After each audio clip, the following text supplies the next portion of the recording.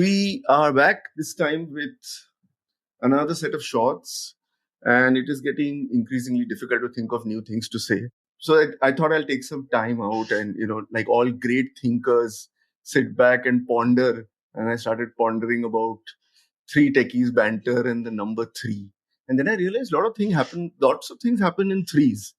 There are the three musketeers, there are the three little pigs, three wise monkeys, and strangely enough, Nilesh, you would like to know that even, of course, in maths also, that three is the prime number, and three is the only number which occurs twice in the Fibonacci series. So if you know the Fibonacci, it's 0, 1, 1, 2, 3, 5. So basically you have to add three twice, So like three. So then I realized, oh, no wonder we called ourselves Three Techies Banter.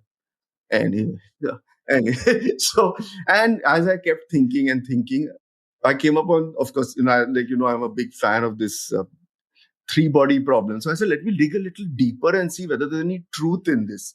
So lo and behold, somebody's actually done this experiment. Okay, in 2009, two researchers ran this simulation of the solar system, and they ran 2,000 simulations of planetary positions. So they took the planets' positions today and said, where will these planets be 5 billion years from now? Okay. And in each of the permutations calculation, they varied the distance of the sun to Mercury by less than 1 millimeter. Okay. So every time in the 2000 they changed by. So this is really interesting. So what happened was, at the end of the 2000 simulations, in 1% of the calculations, Mercury actually goes and crashes into the sun, or it crashes into Venus. And in one calculation, just because of this movement, the whole solar system actually goes into disarray, which means just by this 1 millimeter variation of Mercury to sun, the whole solar system goes disparate. So then I started reading up this history of this three body problem. So apparently this is a scientific fact. I mean, I didn't know this, that you can only estimate the gravitational force of two bodies. The moment you introduce a third body, apparently there's so many variables that you can't even estimate it. So that's why my thinking really ended, because I thought, let me not go any further than this and drive myself nuts. But, and that, so somebody's actually done a whole TED talk on this, that, what would happen if Alpha Centauri strayed into the path of our sun and this. But then finally the video concluded that we are safe for the next 100 million years. I said, woo, thank God. And that's where it ended. So your thinking reminded me, I'm a big fan of Winnie the Pooh, right? And I love him because he does everything that I would never do, which is sit in one place and ponder, do nothing, eat, be happy. Winnie the Pooh must have been a Bengali. He must be a Bengali. Correct. Pooh. So Winnie the Pooh would not say think. He would say, I thunk and I thunk and I thunk. And I think that's what you did. That's what it was. That's what it was. That's what it was. But my worry is that when I think, I found that other people have thought of this before, which is even more worrying. Yeah. So you just thunk about it. Don't think. So after a very contextual fun fact around the number 3, I thought of something different in terms of, I thought, let me look up wars.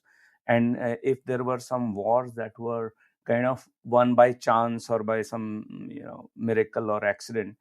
2, 3, multiple came up. I mean, so I'll talk about probably 2. One, so first one is quite interesting actually. So it's called Miracle of Empel. So this was during the 80-year war, and the 80-year war was fought for 80 years, apparently 1568 to 1648. And this war was between the Dutch rebels and the Spanish government. I mean, this was again the Catholic Protestant stuff against reformation, centralization, taxation, stuff like that.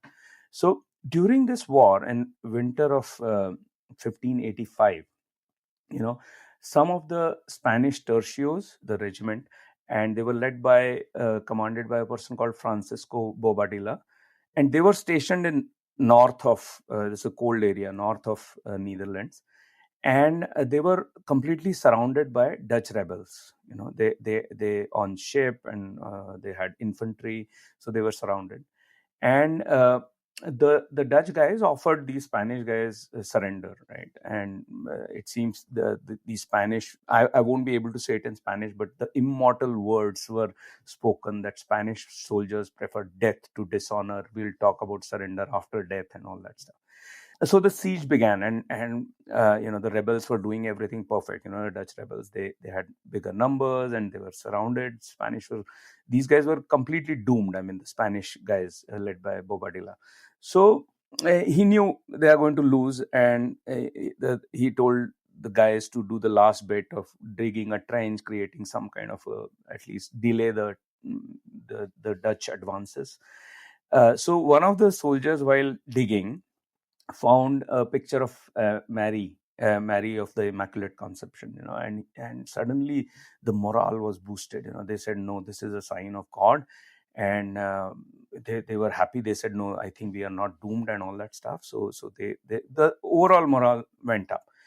As the night fell, the temperature kept dropping, and it dropped to the extent that the waters around this place, that the fort where Spanish were hiding, it was completely frozen, and the Dutch rebel naval army was completely trapped in frozen waters. These guys walked over the frozen lake, and one of the very few cases where infantry defeated navy, the Spaniards literally walked over ice and butchered the Dutch rebels, won the war. And I mean, it was very interesting. One of the Dutch admirals later on said that I think the god is Spanish, because this is known as the miracle of Empel, and that the territory was won by Spaniards. So that was, It should have been called the Miracle of Maria. yeah. It seems, that Mary of the Immaculate Conception became the saint of that town, and they worship her till now and all that stuff. So this was one. The second one is very interesting. This war, right? This is World War II. It's right in your domain, Samiran. This is a war where I'll tell you so a U.S. naval destroyer, accidentally came very in close proximity to Japanese ship, and it was not planned, and they saw, oh shit, there is a Japanese ship. So they were frantically trying to mount weapons, this US naval destroyer, trying to mount weapons and start attacking. So someone decided, in this panic, that let me throw potatoes at the Spanish ship. Okay. And actually it worked. So Japanese were stunned. They thought these are grenades, and they started throwing potatoes back, which were thrown here. So it was a small potato fight that happened, which gave the destroyer time to mount the weapons and actually, win that small skirmish, I'll say. So so these are potato wars for you. No, but it's just very strange, actually. So, so this is not as funny, but when there was this battle of Constantinople and this Mahmud was fighting, the last Christian emperor. So, there was this whole gulf at Constantinople, and there was a big chain that guarded it, and the Ottoman Empire navy was on the other side. So this Mahmud, apparently, it's a historical fact that he cut all the trees and he hauled the ships over some mountains, and he got the ships and landed it inside this bay. So suddenly it was on this side of the chain. And this is a fact. It's crazy military strategy. Yeah, potatoes and anything can happen. Yeah. Just to add to your war bits, the short, and don't ask me the details, okay? But I remember reading somewhere that the shortest war lasted for some 38 minutes. Okay, it was between Britain and Zanzibar. And I think, I'm not sure of the dates, but I'm assuming in the 1800s sometime it was there, where imagine putting up a token resistance to the British Army just 38 minutes. Like, acha, picture bhi nahi bani thi. So, 38 minutes is the shortest war. Maybe the Zanzibar folks went on a coffee break or something. They say, okay, siesta time or something. Correct. Some rubbish like that. God only knows. I don't remember the details, but I just remember it being the shortest war. Anyway, so to kind of sweeten this conversation a bit, I came up with a very banal shorts. And being the Gujarati that I am, sweet is something that we all love, right? So mithai to honi chahiye, but nowadays sugar and all of that shit. So I was reading up on honey, and then I figured that if you naturally preserve honey, then it has no expiry date. So I don't know if anything happens to honey when you have a nuclear bomb, but otherwise, supposedly nothing happens to honey. So I mean, I think honeys and cockroaches will kind of just be like living So together. I think. the cockroaches will have the honey. They will have some food to eat.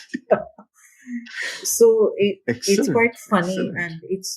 and I keep thinking, people tell you sugar and all of that, but honey has sugar content and it has a very low pH.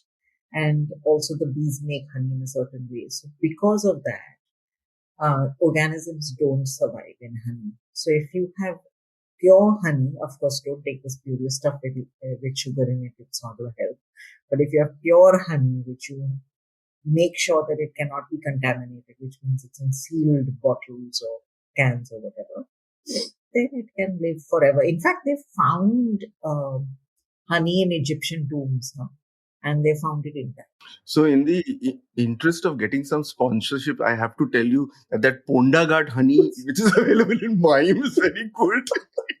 Maybe somebody will listen and sponsor this podcast. So on that sweet and happy note and some sponsorship appeals, we end this another funny edition of Shorts. I hope you like our shorts.